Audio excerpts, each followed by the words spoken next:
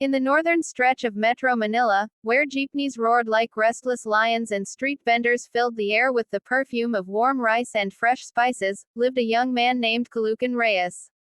Named after the city he was born in, Caloocan carried the weight of his hometown in his heart, its grit, its chaos, and its quiet determination hidden beneath the noise.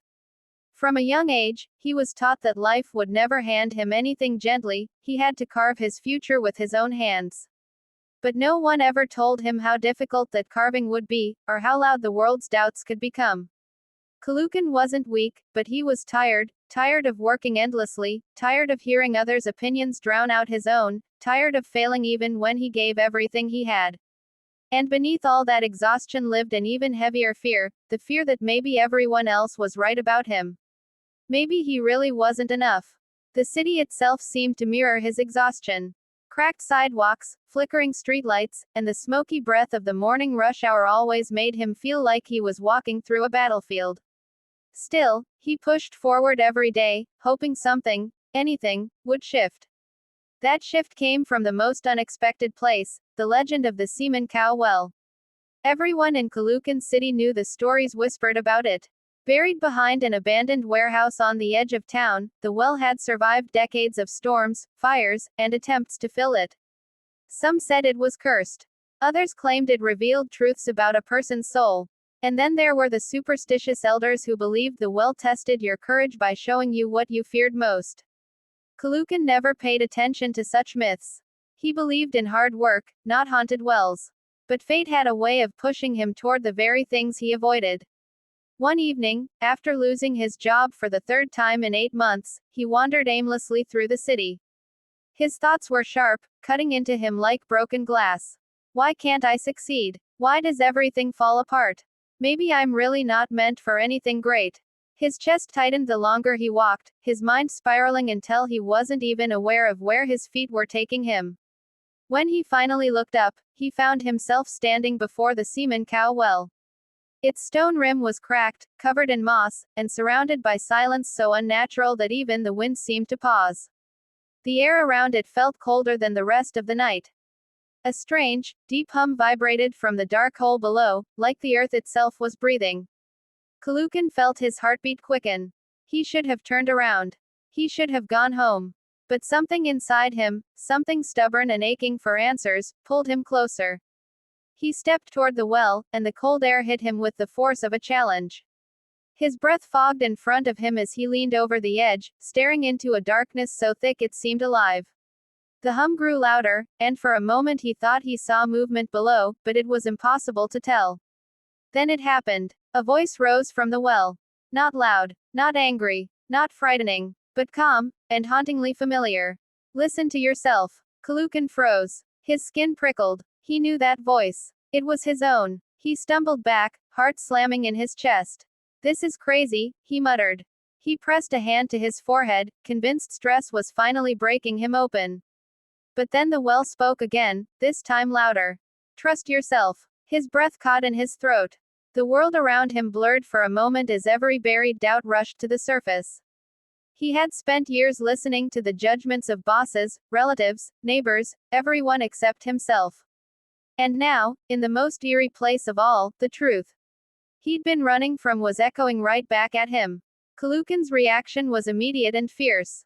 He stepped back toward the well, eyes burning with frustrated determination. What do you want from me? He yelled into the darkness. His voice cracked, not from fear, but from years of holding everything inside. I've tried. I've given everything I have. And every time, I end up right back where I started. Tell me, what am I supposed to do? The well didn't roar or rumble. Instead, it whispered one more sentence. Believe in your own voice more than theirs. Caloocan's legs trembled. He sank to his knees, gripping the cracked stones, and let the truth wash over him. For so long, he had allowed others' doubts to define him. He had measured his worth through the eyes of people who never understood his dreams, his struggles, or his heart. And in doing so, he had forgotten the most important thing. He had a voice too. And it deserved to be heard. The wind picked up suddenly, swirling around him like a storm waking from sleep. The air almost pushed him backward, but he held his ground. He wasn't running, not anymore. For the first time in his life, he shouted into the well with every ounce of strength in his chest. I trust myself. The words boomed back at him, echoing through the night, bouncing off the empty warehouse walls. They didn't return as a whisper, they returned as thunder.